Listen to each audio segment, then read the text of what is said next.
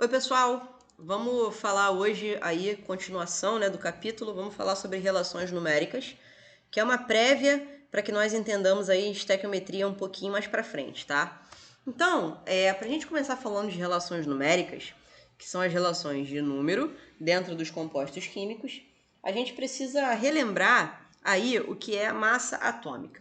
Quando a gente falou lá de massa atômica dentro de atomística, a gente percebeu que massa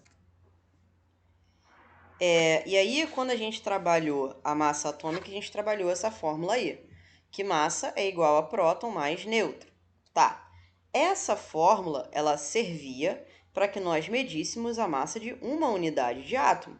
Agora, será que essa unidade de átomo, ela tem um peso considerável dentro do nosso sistema de medidas, que é o de grama, que é o de quilograma e por aí vai?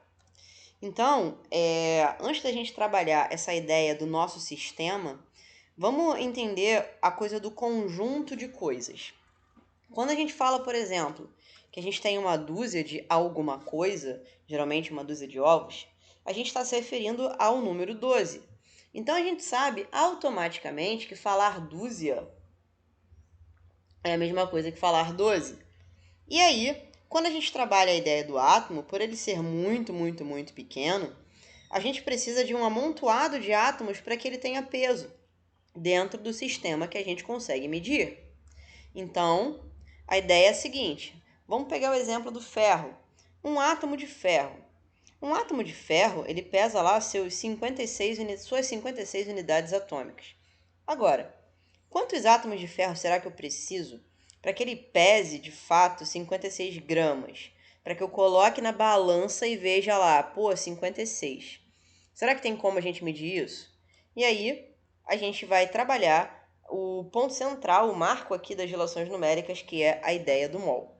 O mol, ele é a quantidade de matéria de um sistema, um conjunto aí de átomos, né, que tem peso na realidade. Basicamente isso. Quem inventou esse nome foi o Ostwald.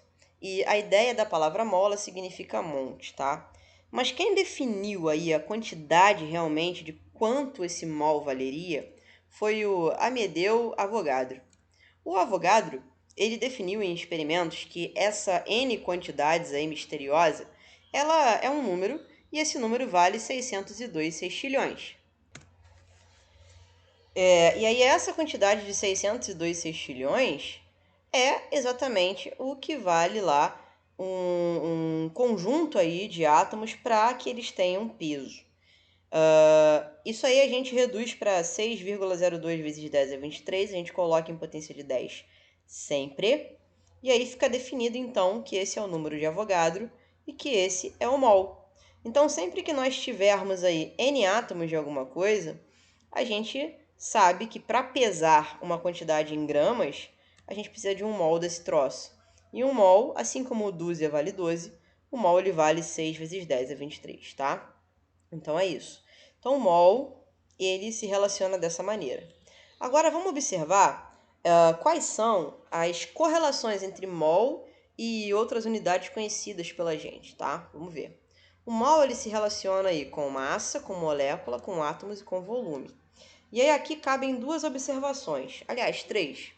Quando eu falo de quantidade, que foi o que a gente acabou de observar lá, com 6 vezes 10 a 23, eu tenho quantidades de molécula, a coisa toda, né, fechada, mas eu também tenho quantidade em átomos, tá bom? E quando eu falo quantidade em átomos, eu preciso considerar o número de átomos, a atomicidade dentro do composto. Então, esse X que está colocado aqui na frente do átomo, que é o que difere ele da molécula, é justamente essa atomicidade, tá? E esse 22,4 mais para frente eu vou explicar para vocês porque o valor é esse. Vamos falar agora de massa. Só para te explicar e te dar um exemplo aqui de atomicidade, antes de falar da massa, CO2, por exemplo, tem uma atomicidade 2 mais 1, 3. Então, a atomicidade são esses numerozinhos que vem aqui embaixo. Falando de massa, para que a gente calcule a massa de uma molécula, é necessário que a gente saiba a massa de cada um dos componentes. Então, eu preciso saber a massa do carbono individualmente e do oxigênio individualmente. respeitando, obviamente, as quantidades de oxigênios que eu tenho ali, que são 2. Então, pegando a tabela periódica e verificando a massa, eu tenho que o carbono vale 12 e cada oxigênio vale 16. Ou seja, o carbono ele é 12 mais 16 vezes 2, que dá 44, tá? Bom, agora vamos explicar aquele 22,4 lá da CNTP. CNTP, para começar, ele significa condições normais de temperatura e pressão. E ela é medida através da equação dos gases ideais, que é o PV igual a nRT, onde cada uma dessas letras significa uma unidade de alguma coisa, né? Então, P é pressão, V é volume, N é o número de mol, R é a constante dos gases, que vale fixo esse valor, e T é a temperatura em Kelvin, tá? Então, as unidades são essas: pressão em atm, volume em litro, mol é mol, e a temperatura em Kelvin. Para que você transforme a temperatura de Celsius para Kelvin, porque nem sempre ela vem em Kelvin, aliás, quase nunca ela vem em Kelvin, você tem que transformar. Você pega o valor em graus Celsius e soma 273, e aí pronto. Então, por que na CNTP ele é 22,4? Primeiro, a gente tem que saber o que é CNTP, né? Quais são os valores que eu encontro para ela. Se CNTP são condições normais de temperatura e pressão, significa que temperatura e pressão têm valores fixos. Então, a temperatura vale 0 graus Celsius, ou 273 Kelvin, a pressão é 1 atm, e, como eu quero um volume molar, o N vale 1. Então, substituindo esses valores, lembrando que o R vale 0,082, eu tenho que ver, ele vale 22,386, ou simplesmente 22,4 litros. Então, é daí que sai esse valor, tá? Vamos pegar agora o exemplo do CO2 e tirar todas as relações do mol a partir dele. Então, eu tenho 1 mol de CO2, que me dá uma massa de 44 gramas para esse mol, que me dá 6 vezes 10 a 23 moléculas, que me dá em átomos, 3 vezes 6 vezes 10 a 23, lembrando que o 3 é a atomicidade. CO2, 1 átomo de carbono e 2 de oxigênio. E o volume na CNTP vai ser 22,4. Tudo isso para 1 mol, tá? Se eu mudo qualquer um desses valores, repara que esses valores estão amarrados entre si, tá? Se eu mudar qualquer um deles, eu mudo todos os outros. Vamos fazer um teste mudando o mol. Se esse mol aí passa a ser 5, por exemplo, isso quer dizer que todos os outros valores serão multiplicados por 5. Então, 44 vira 220, 6 vezes 10 a 23 vira 3 vezes 10 a 24, aquele lá vira 9 vezes 10 a 24 e o 22,4 vira 112.